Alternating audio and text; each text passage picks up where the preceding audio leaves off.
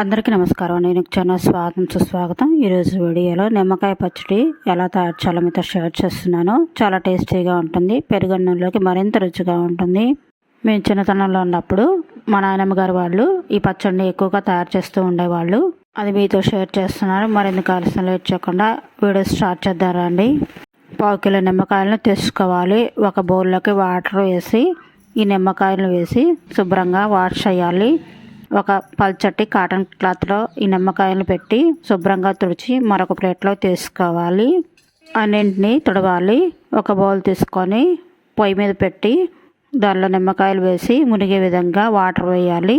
నీటిని వేడి చేసి ఒక పొంగు రానివ్వాలి.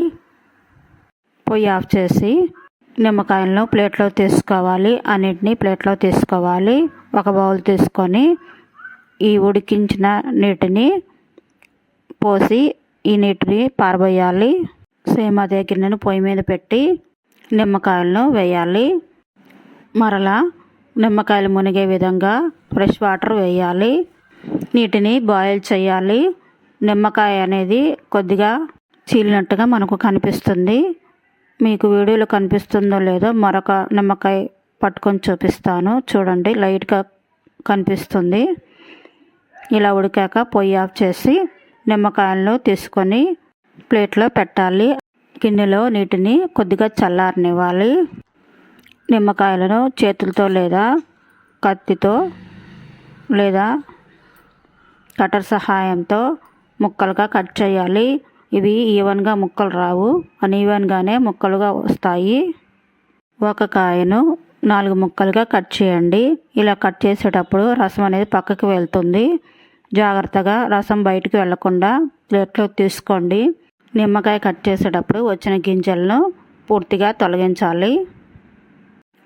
ఈ నీటిని మరొక తడి లేని గ్లాసులో తీసుకుందాము.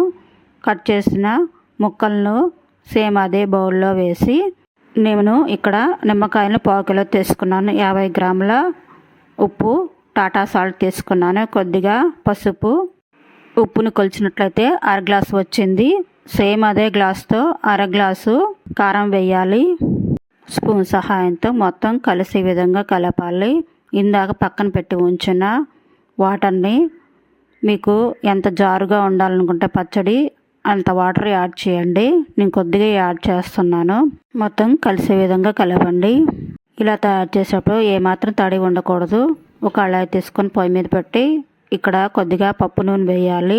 తాలింపు దినుసులు మరియు కరివేపాకు వేసి తాలింపును సిద్ధం చేయాలి. పొయ్యి ఆఫ్ చేశాక ఈ పచ్చడి వేసి మొత్తం కలిసే విధంగా కలిపి ఏదైనా గాజు సీసాల్లో భద్రపరచండి.